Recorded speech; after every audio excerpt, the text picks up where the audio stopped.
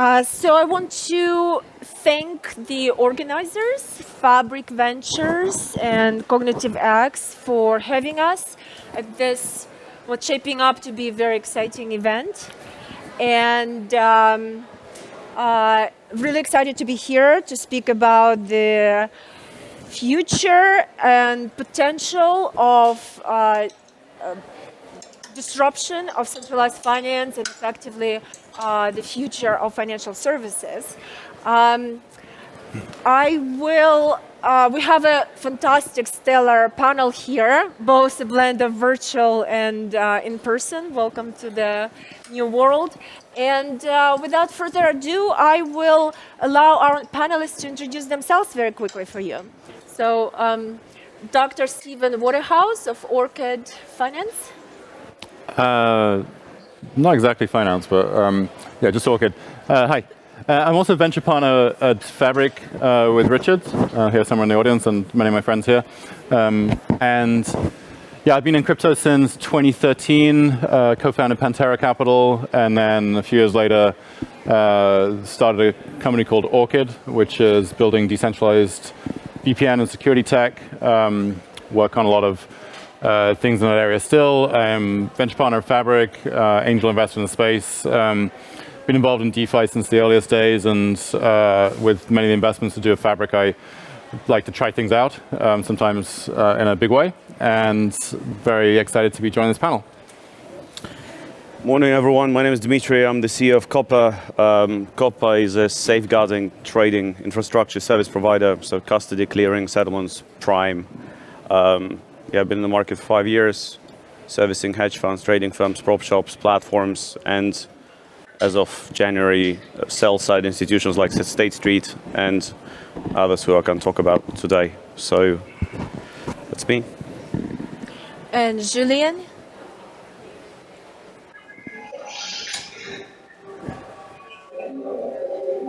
Hey guys, sorry for not making it to London. Dmitry and Bouteloup, I've been in this space for quite some time. I'm also the founder of an exchange, Rect.News, as you can see, the investigative firm where we analyze exploits and all type of hacks. I also run a hedge fund called Blackpool for the NFT market, and Stake Capital, which is an investigative firm, and also Quant. So we do well, today it's pretty good. Market making, liquidity provider, and all type of quantitative algorithmic trading stuff. Yeah, that's it. Thank you. Awesome. So to kick things off, I would like to step back for a second and reflect on the fact that the first decentralization of finance happened with Bitcoin, effectively moving to decentralizing trading, peer-to-peer electronic exchange. And since then, we've had lots of protocols and lots of projects trying to layer other building blocks of financial system on top of trading, effectively replicating other financial primitives such as lending and borrowing, credit, collateral management, risk, insurance, and the list goes on. So I would like to ask Dr. Stephen Waterhouse, who also known as Seven, so that's how I refer to you. What is your take on why replicate these financial primitives in decentralized way? Yeah, so I'm going to rewind that a minute. I don't think the idea for Bitcoin was really to decentralize trading. I was sort of playing around with decentralized systems back in the early days of Napster and Nutella, when the idea was how do we decentralize just getting access to files? Like, okay, I've got some music here and I want to get to my friend here. How do we do that? So decentralizing storage was one of the most interesting initial ideas. Bitcoin wasn't a follow-on to that, but the idea of decentralizing things was very much inspired by, I think we lost our friend, was very much inspired by the events of 2008, the idea that decentralized systems, and if you go back to many of the early people in Bitcoin were from countries like Argentina, we live in a world, like in this world here, where we tend to trust our government. We tend to say, oh, yeah, the government's going to be fine, the bank's going to be fine, everything's going to be okay. But there's many places in the world and many situations where that's not okay. And historically, that hasn't been okay. So the idea of Bitcoin initially was just decentralizing that centralized point of control. That centralized point of control being the bank or the government that's printing money, controlling the money supply, the bank that's supposedly custodying and taking care of your funds. In many cases, most cases they do, and in some cases they don't. But then the next move with Ethereum and the smart contract frameworks was saying, well, I don't want to just decentralize the idea of who's got control of this money, and actually it turns out now I've got control of it, I can custody these things, but now I want to be able to do something different, run some kind of, albeit very small, simple program. And the first program was, well, what if I can just have another token? I can have something where it's like, I'm going to run this small smart contract and that's going to represent something else. You can extend that quite quickly to things like borrowing, to smart contracts that represent things like arbitrage, one of the systems that Julien works on with Curve, is like, well, suddenly I can have different kinds of stable coins and I can arbitrage between these different things. It's very simple to keep moving beyond that to add in concepts which make it look like we're replicating something. But really, these are just natural extensions of things that you would want to do anyway. Hey, I've got a bunch of cash sitting around. What am I going to do with this cash? Okay, well, I guess I can lend it to people. Okay, cool. Now I've reinvented lending. Well, you've just done the next obvious thing. So what I'm interested in with DeFi is not so much what are we going to replicate next, but doing things that just seem like you wouldn't be able to even think about doing these things in traditional finance. And the thing that makes me very interesting about it is, what can I do that's in a permissionless way? I don't have to call the financial services guys in the US or the UK and say, hey, can I have permission to go do this thing? Or I don't have to go suddenly build permission from the Chicago Board of Options Exchange to do derivatives trading. And my partner used to work at Vega, and they've been building decentralized derivatives systems. They don't have to go get permission from Chicago to suddenly have a derivative for wheat in Uruguay. And so this idea in doing things that's permissionless is what I think becomes very interesting. And that's not replicating something, it's actually doing something very new. So hopefully that helps. Well, you mentioned, yes, you're sitting on cash or digital cash, and you can pledge it as a collateral. It's all digital. Yes. Yeah. So can I drill a little bit deeper into one of the sort of financial building blocks when it comes to lending and borrowing, which is collateral? And we, in traditional finance, we repledge collateral all the time. It's in a way blood system of finance. Even going back to fractional reserves and monetary multiplier, I mean, the concept behind it is the same. So it's kind of not surprising that something similar is happening, whether even not being an intention to replicate, but it's a natural extension of this permissionless system. So there is, especially now in what's been happening in the last few weeks and days, the repledging of collateral in decentralized system, it kind of, I think it's very misunderstood and misinterpreted by a lot of players, and there's a perception that there's a peg at a certain step. We call them pegs, but you know, even if you think right now about staked ETH versus ETH dynamic taking place, wrapped coins, LP coins, and so forth, what's your take on this implementation and sort of the problems and potential within this repledging process? So I don't know, maybe Dmitry, if. I mean, look, I'm a little bit on a completely different spectrum of the whole like decentralization and permissionless side of things. Like the reason you need to call Chicago to ask to trade derivatives is because there is a regulation, right? And it took quite some time to basically go and convince that those products are safe. And when they got rolled out, a lot of risk management systems has been put in place and mandated by regulators, and certain SMCR regimes been introduced in order to be able to have access to those products. So whilst we can sit and trade derivatives, no problem, we can understand the risk. There is a guy in Tennessee somewhere who basically, you know, whose wife just got laid off essentially, and then he's just looking through TikTok and finds this new cool derivative on the new blockchain, and goes like, you know what, I'm going to save the day, I'm going to put a mortgage deposit into this, and then it blows up the next day. And whilst it doesn't affect, like, you know, large whales who are happy to participate because a lot of people made a lot of money, you know, that guy just lost mortgage deposit, goes home, you know, kids crying, wife is sad, then goes into garage and shoots himself, right? Like, these people exist, and the regulator basically exists to protect these people. And not even talking about like the Shiba Inus of this world, etc. Like, not in a million years I would have thought I'd receive an email saying Shiba Inu support, you know, for a custodian. So I generally don't believe that there is a world where essentially DeFi should be accessible to absolutely everybody under the sun, because there will be actors taking advantage of that. And unless we're going to go through authorized participant scheme, where essentially there is a platform that explains to the customer what's the risk it's taking, and otherwise you're going to have like, you know, become professional investor, 2 years of trading or transactions over $500,000 or whatever, whatnot. I don't think it should be or will be accessible down the line. Or we're not going to move a bit, you know, because arguing with the regulator is like arguing with a bouncer at the club.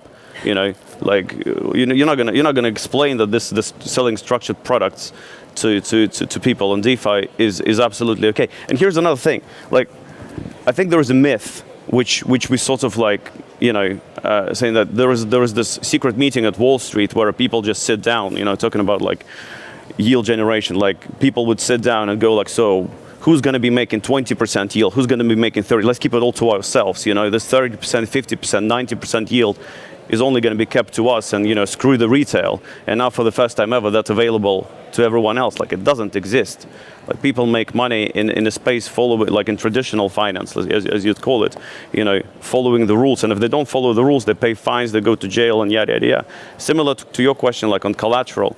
Like, today you can do whatever you want with the collateral in the space, right? Like, your assets are parked somewhere, generating a yield. You don't know where this yield is coming from. This yield could be coming from other deposits, but if you have a bit of a delta, that yield could be coming from some new deposits, and that's executed at scale. It's called Ponzi scheme, you know. In addition to that, that collateral could be, you know, there will be some smart guys, don't get me wrong, who's going like, let's just trade it. Let's trade that collateral. You know, like literally physically send it to Binance and start RBing the markets and whatever, whatnot, or doing some covered call strategies to generate the yield. That would be in traditional space, you know, a big no-no. And then as of last month, for example, you sit on like pile of USDC and you go, well, like, you know, well, Novogratz has tattooed Luna on his arm, so that must be safe. Why don't we put some money into that? So like, it's a shit show. Like, if you ask me. There needs to be a regulation. Without regulation, the space is not going to grow, and we can convince ourselves all day long that, you know, it's tech. It's not tech. It's financial services. Same rules are going to be implemented, whether we like it or not. That's me. Thank you. Julien, maybe we can have your take on the question. And specifically, I think, again, going back to repledging and these... effectively, if you pledge a collateral, you get something, you know, a receipt, call it a ROP token or staked ETH or so forth, which you pledge again and again. Do you feel that in a decentralized, permissionless space, the on-chain nature and the automatic liquidation and possibly other aspects of it actually make the system more manageable than what we see in traditional finance? Julien? Yeah. Yeah, sorry, I'm here. I can hear my voice, so I will try to answer the question, but it's very difficult for me. Shall we cover the mic? That's probably Is it better if we cover a microphone? Let's see. Yeah, it's better. It's better. So I think it's difficult. I can hear my voice. I think DeFi is built in the sense that it should be always accessible by anyone. But I agree with Dmitry that regulation should be providing better structure for users to understand the risk. But I don't think that we should block people from using those services. I mean, you in your kitchen you have a knife and you have a lot of deals that you can kill yourself really easily, and you don't have a regulator next to you telling you that the knife is dangerous and you can hurt yourself. Um, I, I do believe that education is the key, and by decentralized finance is built by built for people and by and in a sense to be used by everyone in the ecosystem. So if you start adding whitelisting or blacklisting and KYC and AML and all type of things, then you basically are getting yourself back to centralized finance. Can you guys hear me? Yes. Oh, it's much better. I cannot hear my voice anymore. Okay, so concentrate. I can concentrate. Fantastic, fantastic. What I was saying is like the issue with DeFi at the moment is that a lot of people are building DeFi products without having a knowledge of traditional finance and all the mistakes that traditional finance want to. For example, all those type of collateralized yield and yield on top of derivatives, and then not betrays the intrinsic value of the asset that is being collateralized, and then where people are minting stablecoin outside of those collaterals, and then having those collaterals locked for a certain amount of time, which is basically a risk of not being able to repay your loan or not being able to repay to readjust the peg of your collateral. This is very dangerous. And I think the subprime crisis, what happened in the US when loans were given to people without actually checking the risk of their assets and being able to borrow capital based on nothing. This is exactly not exactly what happening in DeFi, but the speed and the type of things that are able to do on basically printing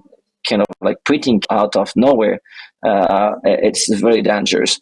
And I think people, for example, like FTEs and all different things, they estimate the locking period and the type of how those assets are managed in those protocols. Because if you cannot have access to the underlying assets for a certain amount of time, then it becomes really risky for the protocol and also protocol that are building on top of it.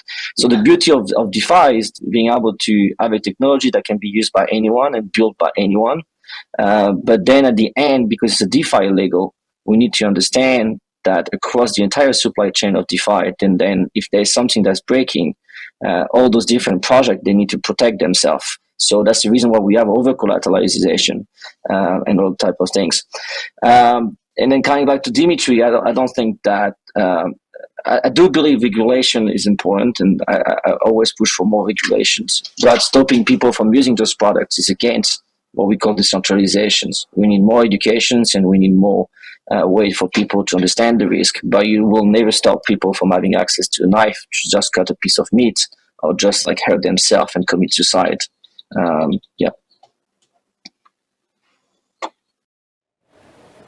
Technology is beautiful, right? Like, don't get me wrong. Like, you can build beautiful things. Automated market making. So something that has been created just using blockchain is I think is absolutely phenomenal. And but like knife example, I see what Julien means. But equally we can also go across the whole spectrum. Kidney market, right? Like, you're not stupid to sell your kidney, right? But should you have access to be able to sell your kidney, right? Heroin over the counter. Like, just because you can buy heroin over the counter doesn't mean you need to buy heroin over the counter. But nevertheless, we don't sell heroin over the counter, or there is no kidney market. So derivatives on blockchain, it's not black or white. So some people it's absolutely fantastic. I think some people should be able to trade it, etc., etc. But then there's a lot of people out there who are like significant, like they are not from the space. And again, like, everybody's familiar what the knife is, not everybody familiar what the butterfly spread is, So there are merits to it, but also at the same time, education can only be mandated to a certain extent, because taking it up on the platform, so that we need to have 100% of all the good actors out there, basically. And when you're building a new thing, what you're interested in? Growth, customers, growth, speed, etc., etc. So that's why a lot of places, for example, would set up a shop in unregulated jurisdictions, right, where you can basically just create 100x perpetual swaps on Shiba Inu, right? Because there'll be some people who'll be using this product. And then where does growth come in with sort of risk and compliance element of things? And that's why I think where regulators have not been kind of proactive. Maybe to a certain extent it has propelled a lot of growth in this space. So don't get me wrong, but equally when there are no kind of like labor laws, there was also a lot of things happening, etc. And then going back in history, like you can argue that like people can work definitely harder if they actually been mandated to do that, etc. But like at the same time, is it right or wrong, right? So there is a logic in it. I'm not advocating for stopping anything. I'm actually like just advocating that there needs to be a more unity in relations to forcing regulators to put the rules in front of the platforms people, and then everybody will follow them. Unless it's there, like it's not an equal playing field. So that's those are my 2 cents. And in terms of the collateral, right, and things like that, as I mentioned, today the rehypothecation of collateral happens under no rules, right? So some people want to have like a lot more protection, like Julien mentioned, over collateralized, has proper risk management in place. But there are a lot of people who are just doing this, right? And I kind of hope that the Bitcoin is not going to go down to 25K, because otherwise it's a bit of a problem. So which is, we've all been to Bitcoin funeral many times, so not thinking it's going to go anywhere, but like this momentarily could create a problem to a certain extent. So as you mentioned that a lot of high returns in decentralized space do come from participation, and we made it a big point that it allows, permissionless system allows retail participation in a way that used to be only available to institutional. However, we've gone through a very tough experience, sobering experience, and if regulation will possibly reshape the space a little bit, will the return suffer? Or maybe there is no such thing. It doesn't exist. This is a myth. It's a fairy dust. If those returns would exist, market makers, your favorite lot, would arb them out. The returns exist not because of the technology. Returns exist because of the risk you're taking. Do you think the whole lots of a slate of market makers, which we all know, would not go in and arb the hell out of it? Like if there is no risk attached to it? Of course they would. They've got infinite capital, essentially, to arb anything out. If something generates you 50% return a year, you're taking the risk for 50% return a year. Simple as. Like, That's not how it works. I'm sorry, but if you're making on a stablecoin pair, if you have the only risk, for example, that you're taking on the stablecoin is the fact that USDC, USDT, or those assets will not be pegged to the US dollars. But if you have an auto market maker pool that is making 4 bips on 500 million or 3 billion volume a day, the intrinsic value coming from the trading fees, not from any bullshit inflations of an asset, the volatility or speculation of this asset. This is like purely mathematics, and the yield that you're getting is from the trading fees and nothing else. So saying that those yields that are making 10% or 5% are completely fake, this is not true. But I would say that 99.99999% of all the projects in the space are making fake yield, because then they pay the user in asset that is speculative, and they make a Ponzi scheme, incentivizing people to come first and then get this asset and then maintain it. So yeah, I will agree with you that most of those projects are doing fake yield. But for example, in Curve, this is not fake. You basically take the arbitraging fees from those swaps. Quote unquote mature projects, etc., you get a reasonable yield and it's working beautifully, and I think it's fantastic, right? But when you see like 30%, etc., but also in addition to that, you're taking the risk on the smart contract, right? You're taking the risk that there is no kind of like rug pull. You're taking the risk that there is no kind of like leakage in the smart contract, And on top of it, obviously, you're taking the risk of like making sure that your collateral on the other side in dollars is managed correctly, which is like Julien said, correct. But like in addition to that, there are risks associated with a platform that you're using, and there are some like relatively mature platforms that can generate you, 3, 4, 5% yields, etc. And what it means is basically that there are opportunities out there for professional investors who generate even more in the same dollars, possibly, but not 50, not like 30. Because like we're not talking about like 3% yield here, right? Like we're talking about like significant double digits. That's what people kind of like excited about. Or like, oh shit, I can get 12, 15% here. So like, and like, look, 20% of the space is fantastic. It's going to be the next 20 years, like next Amazons and whatnots, etc. Like, and 80% of it is going to die a horrible death, So. So it's true, but we're focusing a lot on this 20%, like all this, whilst 80% is like you look like this, and it's like Jesus Christ, and you just like try to like shut it down so the demons don't break loose. So that's all I'm saying, So to a little bit summarize, let's say for a traditional finance person stepping into the space, to see an algorithmic way of creating liquidity in the first place is mind-blowing. It's fantastic, yes. It's fantastic, yeah. But it's no secret, like what you've just discussed, that a lot of that liquidity creation so far has relied on effectively speculative flows.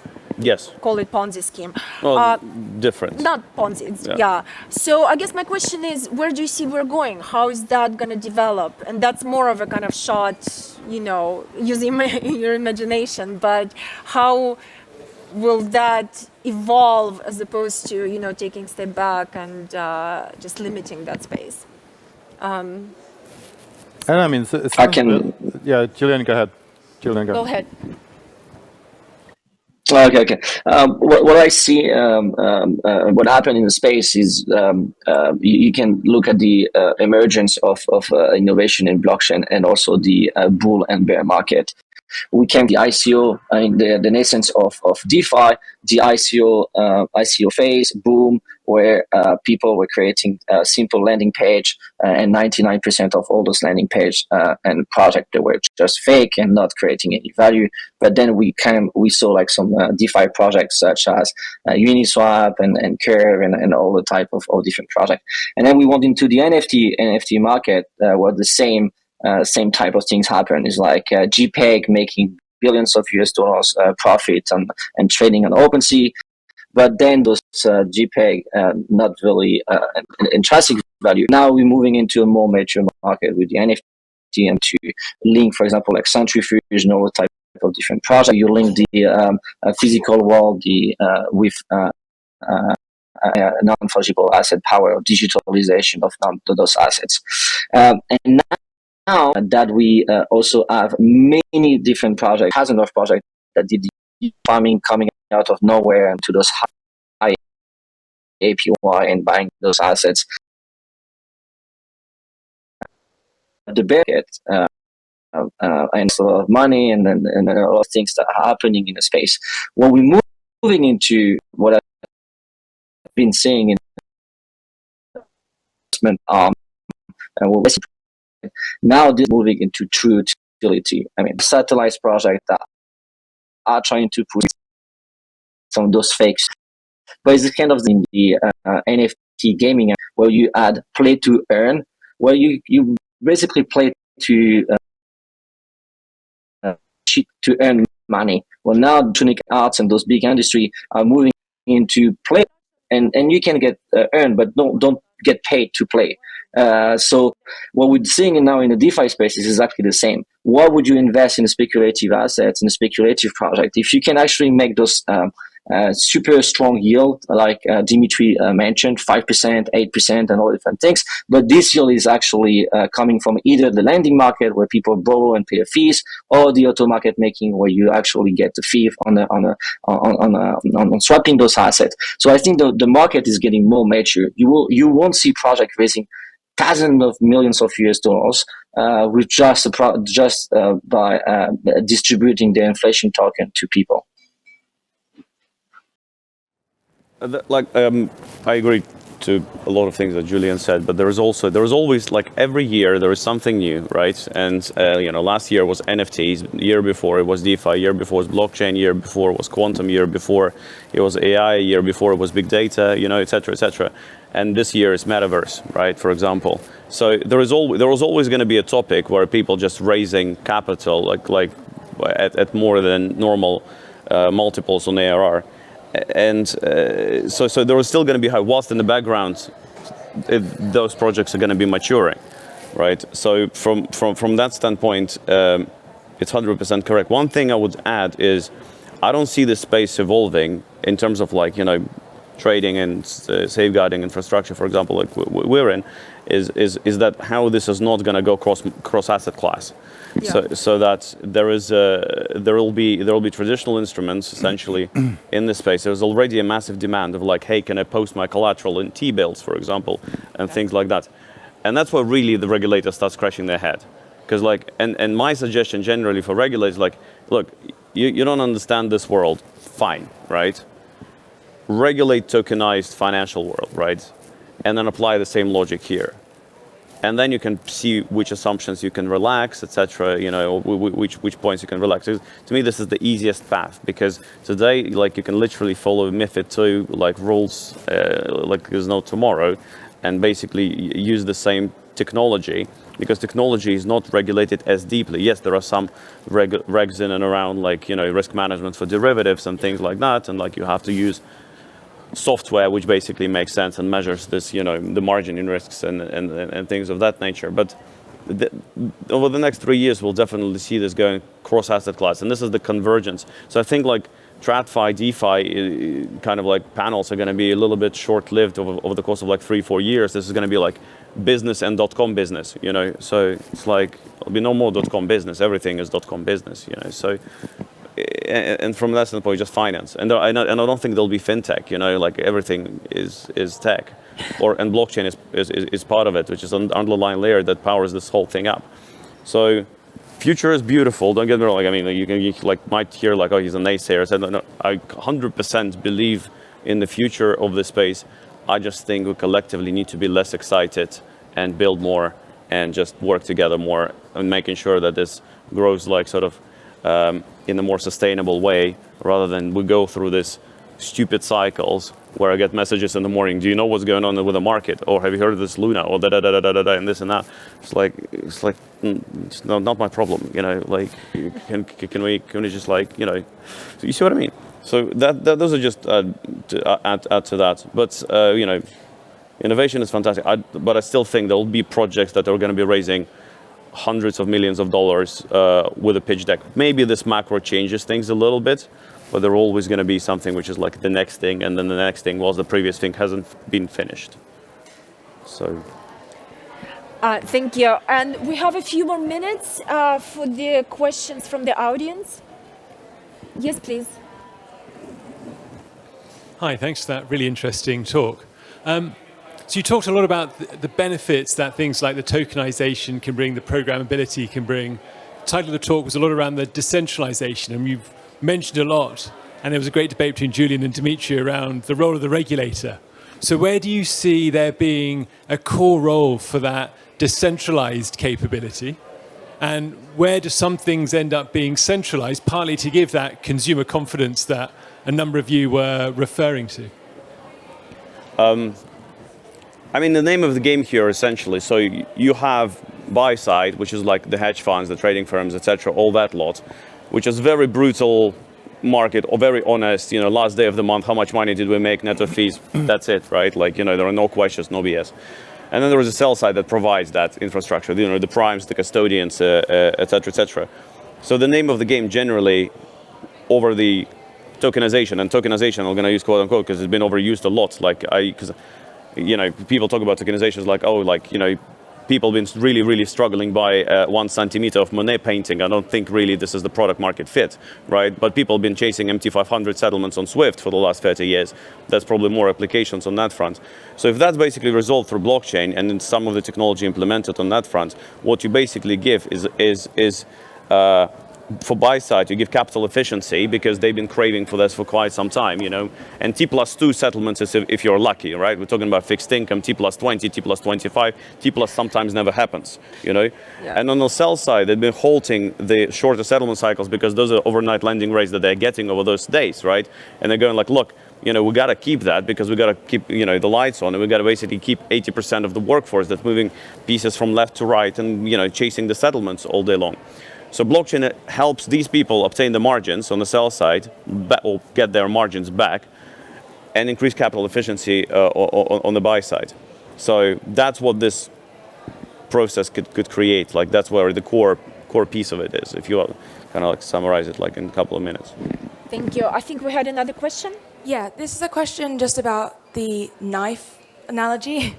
Instructions to use a knife is very simple, right? You pick up a knife and you cut it. Instructions to do finance is, the knowledge curve is much bigger. How do you bridge that knowledge curve between, the knife analogy is great, but it doesn't really work when you're talking about finance because there's such a specialization of labor there. And this is just a question, how do you educate people who are putting their mortgage into DeFi? So maybe for Julien. Okay. Yeah, sure. So I took the knife example as being the devil advocate against. That's what you want in a panel. But I do agree with Dmitry when he said finance is complicated and you need to wait for users to understand risk. And obviously, the example of the knife is very simple and primitive. But the problem in decentralized finance and blockchain vision that what we're trying to do is basically start from the pillars of DeFi or the axiom, like in mathematics or like science, you have different things. But in the vision of blockchain, what we're trying to do is decentralization of those tools and being able for anyone to access them. So if you start from the postulate that anyone in the world should be able to access the service, then instead of going against those principles of what make DeFi decentralized, then you should focus on the other side, which is basically trying to provide users a way to not get wrecked, a way to understand the risk. And then if you're saying this is complicated because users will always try to chase the high yield and those type of things, then what we need to come up is maybe like a credit score or like something in the front end of the page saying, okay, based on your history, so have you passed those tests? Have you passed those? Like in for example, in traditional market, you also most of the time in the banking industry or in the traditional finance, you answer a question, you answer a form, and then depending on this form, or you sign up a form where you answer those questions. Do you understand the risk? Do you understand how market works? Do you understand what is a short? Do you understand what is the options? Do you understand what is the future? Maybe we could have those things in DeFi where the user can answer those questions. And then if he failed the test or failed the form or copy the answer from the internet, then he's putting himself at risk. But then understand that not passing this test is basically putting his life-saving or whatever at risk, and then kids crying and himself committing a garage, like Dmitry mentioned. But my point is, if we really believe in this future or where people can access services and being built by anyone in this world, then we need to accelerate innovations. We need to accelerate those products, and then let innovation, let regulation to slow down innovations or to limit innovation. But we should never ask regulators and regulation to innovate, because innovators and regulations is not there to innovate; it's there to regulate, and we need that are pushed towards these visions of decentralization. But yeah, obviously, when whatever you're trying to innovate and build for the future, then you have some don't quote me, but collateral damages, and in order to limit. I believe that what we're building is strong and will actually provide more value to the world than actually trying to slow down this innovation. It's the same as nuclear technology, quantum physics or whatever. Yeah, of course you can bomb civilians and kill all, which is like terrible. But at the same time, you can also like go against climate change, and you can also power of home electricity, and then have your X-ray in the next couple of minutes because of this technology. That's what I'm trying to do. That's what I'm trying to say is basically this space is too strong for society and humans that we need to accelerate this type of innovation at the same time having a strong regulation that can limit the amount of people who get wrecked. Fantastic. Thank you so much. We're running out of time, but thank you for joining for such a complex topic, especially in the context of the last few weeks. And you've got our contacts, and get in touch with any more questions. Thank you.